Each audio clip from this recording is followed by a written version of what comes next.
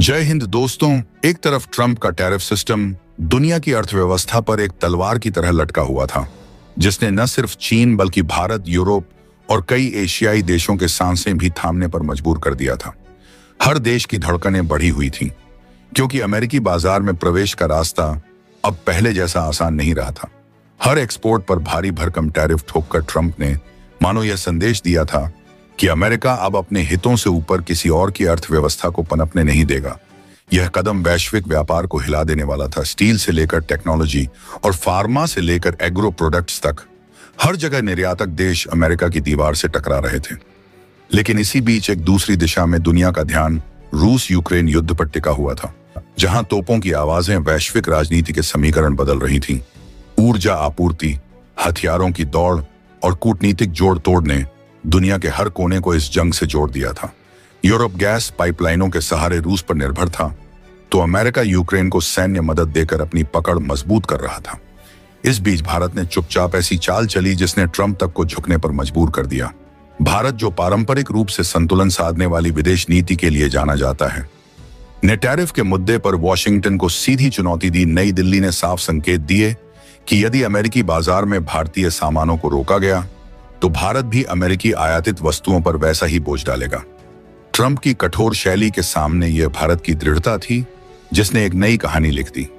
Trump की नीति हमेशा डील मेकिंग पर टिकी होती थी। जहां कोई झुकेगा वहीं उसकी जीत होगी।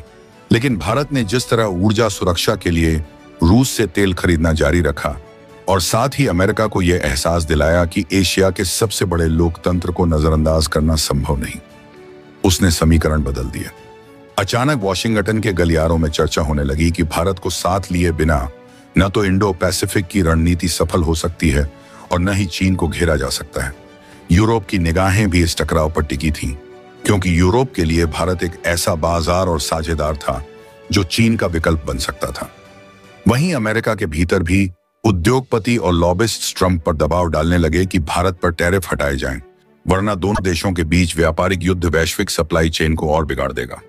यह वही समय था जब रूस यूक्रेन युद्ध अपने निर्णायक मोड़ पर पहुंच रहा था। हर कोई अनुमान लगा रहा था कि या तो रूस यूक्रेन को पूरी तरह दबा देगा या फिर पश्चिमी समर्थन से यूक्रेन पलटवार करेगा।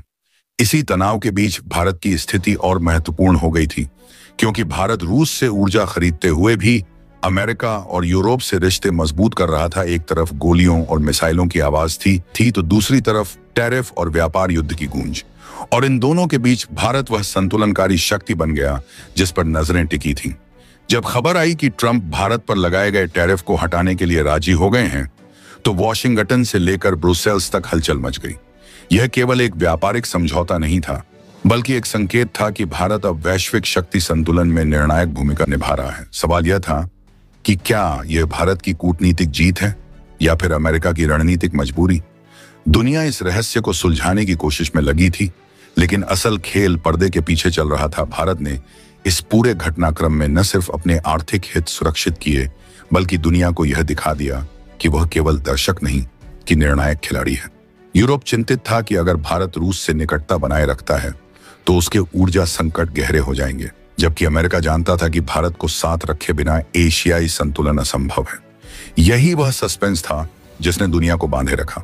क्या भारत आने वाले दिनों में रूस का हाथ मजबूत करेगा या अमेरिका का, या फिर दोनों को अपने तरीके से साधकर वह खुद को एक नई महाशक्ति के रूप में स्थापित करेगा। दुनिया की निगाहें जंग के अगले मोड़ पर थीं, लेकिन असली चालें भारत और ट्रंप के बीच चल रही उस शतरंज में छुपी थीं, जहां हर चाल वैश्विक राजनीति की दिशा बदल सकती थी। और तभी नाटो के नए सेक्रेटरी जनरल मार्क रूटे ने ऐसा बयान दिया जिसने पूरी भू राजनीति को हिलाकर रख दिया। रूटे ने बिना लाग लपेट के कह दिया, यूक्रेन की नाटो सदस्यता फिलहाल एजेंडा में है ही नहीं, अब असली मुद्दा सुरक्षा गारंटी है। यह बयान सिर्फ एक लाइन नहीं था, बल्कि पश्चिमी देशों के पूरे नैरेटिव को झकझोर देने वाला था, क्योंकि अब तक पश्चिमी ब्लॉक यही तस्वीर दिखाता रहा था कि यूक्रेन एक दिन नाटो का हिस्सा जरूर बनेगा। लेकिन अचानक यह कहना कि सदस्यता नहीं सिर्फ गारंटी पर चर्चा होगी, इसका सीधा मतलब है कि नाटो खुद इस कदम से डर रहा है। दरअसल आर्टिकल 5 वही धार है जिससे नाटो बार बार रूस को चेतावनी देता रहा है। इसका मतलब है अगर रूस ने यूक्रेन पर हमला किया तो पूरा नाटो रूस से सीधे भिड़ेगा। लेकिन यही तो वो बिंदु है जिससे नाटो सबसे ज्यादा बचना चाहता है और पुतिन बार बार इसी को छेड़ते रहते हैं। अब सवाल उठता है, इस पूरी कहानी में भारत की गूंज क्यों सुनाई देती है? जवाब साफ है, अमेरिका और यूरोप जानते हैं कि रूस पर असली दबाव तभी डाला जा सकता है जब भारत को साथ लिया जाए, क्योंकि भारत ना सिर्फ रूस का सबसे भरोसेमंद दोस्त है, बल्कि रक्षा, ऊर्जा और व्यापार हर मोर्चे पर उसका मजबूत सहारा भी है। पुतिन को भलीभांति पता है कि भारत उसकी पीठ पर खड़ा है। यही वजह है कि वॉशिंगटन और यूरोप की रातों की नींद उड़ी हुई है। वे एक तरफ झुंझुला रहे हैं कि भारत रूस से तेल खरीदकर अपनी अर्थव्यवस्था और मजबूत कर रहा है, और दूसरी तरफ छिपी हुई उम्मीद भी लगाए बैठे हैं कि शायद भारत किसी तरह रूस को शांति की मेज पर लाने में मदद करे।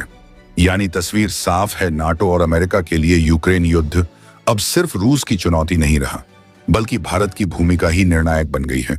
तो आखिरकार ये पूरी डेवलपमेंट क्या है? चलिए इसे थोड़ा गहराई से समझते हैं, लेकिन उससे पहले अगर आप वीडियो देख ही रहे हो तो बस एक सेकंड निकालकर लाइक बटन दबा दो और चैनल को सब्सक्राइब कर लो। आपके लिए एक सेकंड होगा, लेकिन हमारे लिए बहुत बड़ी मदद है। दरअसल दोस्तों, ट्रंप का हालिया कदम ही इस पूरी बेचैनी की तस्वीर साफ कर देता है। सोचिए, अलास्का में पुतिन से आमने सामने मुलाकात खत्म होते ही ट्रंप ने वॉशिंगटन में जेलेंस्की और यूरोप नाटो नेताओं को तुरंत बुला लिया। बाहर की दुनिया को बताया गया कि यह बहुत कामयाब मीटिंग रही, लेकिन पर्दे के पीछे असली चर्चा भारत पर ही टिक कर रह गई, क्योंकि बातचीत में यह खुलकर सामने आया कि पुतिन और जेलेंस्की को आमने सामने बैठाना तभी संभव है जब भारत मध्यस्थता का रास्ता खोले, यानी बिना भारत के कोई शांति समीकरण पूरा नहीं हो सकता। इसी दौरान रूठे का आर्टिकल 5 सुरक्षा गारंटी वाला बयान सामने आया। असल में यह बयान दो धारों वाली तलवार है। एक तरफ रूस पर दबाव बनाना कि अगर तुमने यूक्रेन को छेड़ा तो नाटो चुप नहीं बैठेगा, दूसरी तरफ खुद को इस तरह बचाकर रखना कि नाटो सीधी जंग में ना कूदे। यह पूरी कूटनीति रूस पर मनोवैज्ञानिक दबाव डालने की कोशिश है, लेकिन यहां भी भारत की भूमिका से कोई भाग नहीं सकता।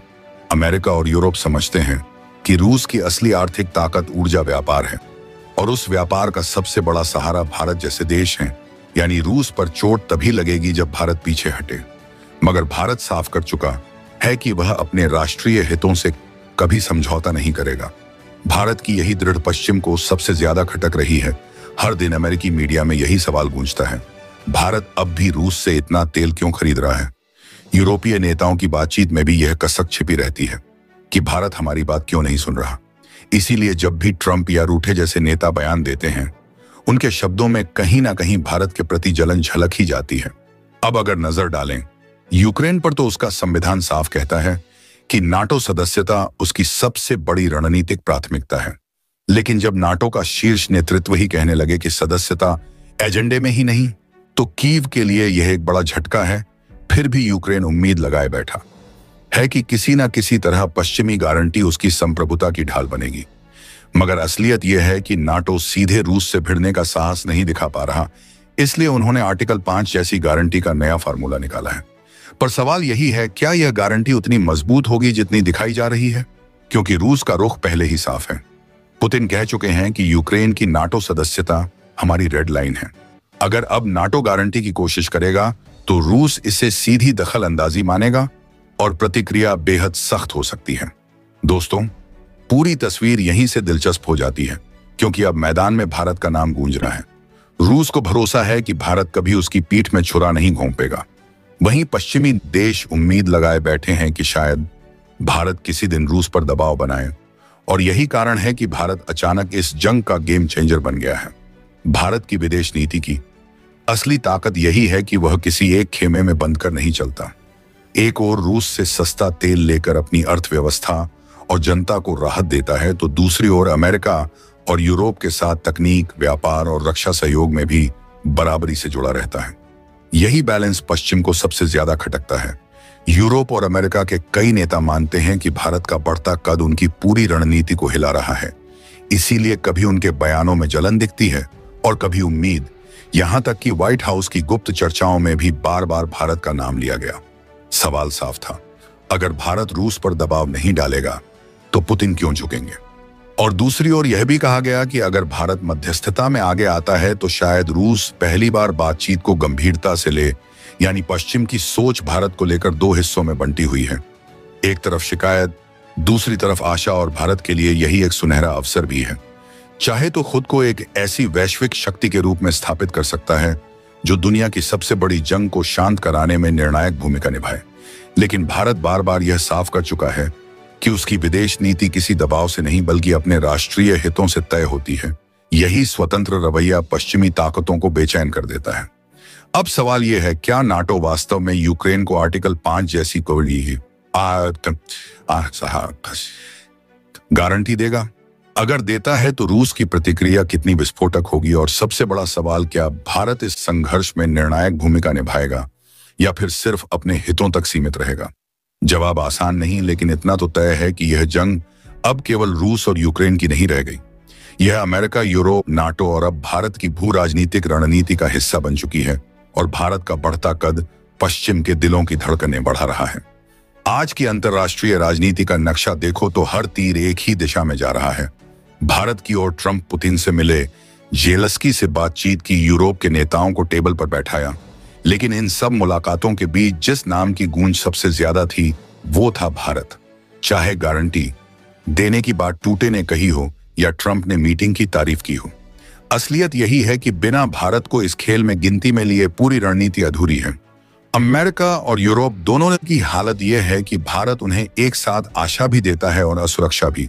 अब सोचिए, आने वाले हर समझौते, हर नई बैठक अंतर्राष्ट्रीय वादे के पीछे एक छाया जरूर होगी, और वह है भारत। पश्चिमी देशों की सबसे बड़ी समस्या यह है कि वे रूस को पीछे धकेलना चाहते हैं, लेकिन मैदान में कूदने की हिम्मत उनके पास नहीं। क्यों? क्योंकि अगर नाटो ने सीधे सैनिक भेज दिए तो तीसरे विश्व युद्ध का काउंटडाउन शुरू हो जाएगा। इसलिए आर्टिकल 5 जैसी गारंटी का खेल खेला जा रहा है, एक ओर रूस को डराने के लिए और दूसरी ओर यूक्रेन को दिलासा देने के लिए कि तुम अकेले नहीं हो। लेकिन असली सवाल यही है, क्या यह गारंटी सचमुच जमीनी हकीकत बनेगी? क्या नाटो देश रूस से सीधे भिड़ने के लिए तैयार हैं, या फिर यह सिर्फ राजनीतिक नाटक है ताकि सुर्खियां बनाई जा सकें? यहीं पर आता है भारत का कार्ड। पश्चिम चाहे जितना दबाव डाले, भारत ने रूस से तेल खरीदना बंद नहीं किया, उल्टा उसने अपनी अर्थव्यवस्था को और मजबूत किया। आज जब यूरोप महंगाई में डूबा है और अमेरिका चुनावी दबाव से जूझ रहा है, वहीं भारत विनर की तरह उभर कर सामने आया है। यूरोप और अमेरिका के नेताओं की नजरें अब भारत पर टिकी हैं। एक तरफ उन्हें जलन है कि भारत रूस से फायदा उठा रहा है, और दूसरी तरफ उम्मीद भी कि यही भारत आने वाले समय में कूटनीतिक संतुलन बनाएगा। यूक्रेन तो लगातार कह रहा है भारत को रूस पर दबाव डालना चाहिए। जेलेंस्की कई बार पीएम मोदी से गुहार लगा चुके हैं, लेकिन भारत का जवाब हमेशा एक ही रहा, हम शांति के पक्षधर हैं, किसी खेमे का हिस्सा नहीं। यही न्यूट्रल स्टैंड भारत की असली ताकत है, क्योंकि यह वही छवि है जो भारत को ग्लोबल मंच पर अलग खड़ा करती है। स्वतंत्र निर्णय लेने वाला देश पश्चिम को यही सबसे ज्यादा खटकता है। उधर रूस भी भारत को लेकर साफ संकेत देता रहा है। पुतिन बार बार कह चुके हैं कि भारत उसकी मल्टी डायमेंशनल स्ट्रेटेजिक पार्टनरशिप का अहम हिस्सा है। रूस जानता है भारत उसकी अर्थव्यवस्था का सहारा है। इसीलिए जब नाटो नेता सुरक्षा गारंटी पर बहस करते हैं, पुतिन का पहला ख्याल यही होता है, भारत मेरे साथ है। इसलिए पश्चिम चाहे कितना भी दबाव बनाए, वह अधूरा रहेगा। भविष्य की तस्वीर साफ है, भारत का रोल अब और बड़ा होने वाला है। रूस और यूक्रेन की जंग का कोई स्थायी हल भारत के बिना संभव ही नहीं। यही वजह है कि आज अमेरिका और नाटो की हर रणनीति में भारत का नाम गूंज रहा है। रूस यह बात भलीभांति जानता है कि भारत का तेल और रक्षा सहयोग उसकी अर्थव्यवस्था को सांसें दे रहा है। पश्चिम समझ चुका है कि भारत की तटस्थता ही उसे और ताकतवर बना रही है, और इसी बीच यूक्रेन एक ऐसे भ्रम में जी रहा है जैसे नाटो कल ही अपनी सेनाएं भेज देगा। लेकिन हकीकत, नाटो के देश खुद आर्थिक संकट और राजनीतिक अस्थिरता से जूझ रहे हैं। सीधे युद्ध में कूदने की हिम्मत उनमें है ही नहीं। तभी मार्क रूटे का बयान आया, जिसने पूरा खेल बदल दिया। नाटो की सुरक्षा गारंटी अब सिर्फ मानसिक दबाव का हथियार है, पर रूस ने साफ कर दिया, अगर यह गारंटी सच में दी गई तो वह इसे सीधी दखल अंदाजी मानेगा और जवाब भी उसी स्तर पर देगा।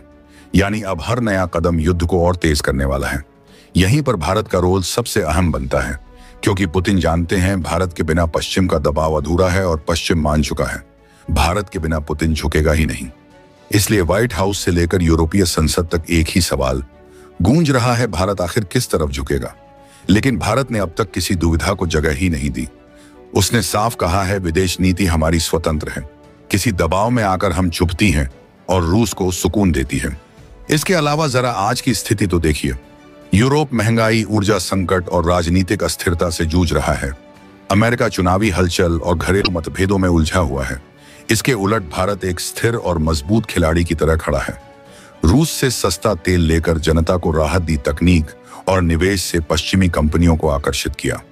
रक्षा साझेदारी में भी संतुलन बनाए रखा, यानी हर बड़ी ताकत समझ चुकी है, चाहे युद्ध लंबा खींचे या शांति प्रक्रिया शुरू हो, भारत की सहमति और मध्यस्थता के बिना कोई समाधान संभव ही नहीं। और यही भारत का असली दांव है। जितना वह तटस्थ रहेगा, उतना ही उसका बॉडी बढ़ेगा। पश्चिम को जलन इस बात से है कि भारत की नीतियों ने उसे एक विजेता बना दिया है, जबकि वे खुद रक्षात्मक मुद्रा में फंसे हैं। यही वजह है कि ट्रंप हो या रूढ़े हर बयान में भारत का नाम आज सीधे या परोक्ष रूप से हर बड़े वैश्विक समीकरण में गूंज रहा है। चाहे वह यूक्रेन रूस युद्ध हो, इजराइल गाजा संघर्ष हो, इंडो पैसिफिक क्षेत्र में अमेरिका चीन का टकराव हो या पश्चिम एशिया की जटिल राजनीति, हर जगह भारत की स्थिति को गंभीरता से देखा जा रहा है। सवाल यही है कि क्या भारत अब निर्णायक रूप से शांति प्रक्रिया में कदम बढ़ाएगा और युद्ध की दिशा बदलने की कोशिश करेगा। दोस्तों, आपकी क्या राय है, कमेंट बॉक्स में जरूर से बताएं और साथ ही चैनल को सब्सक्राइब करना ना भूलें। आपके एक सब्सक्राइब से हमारी काफी बड़ी मदद होती है। जय हिंद।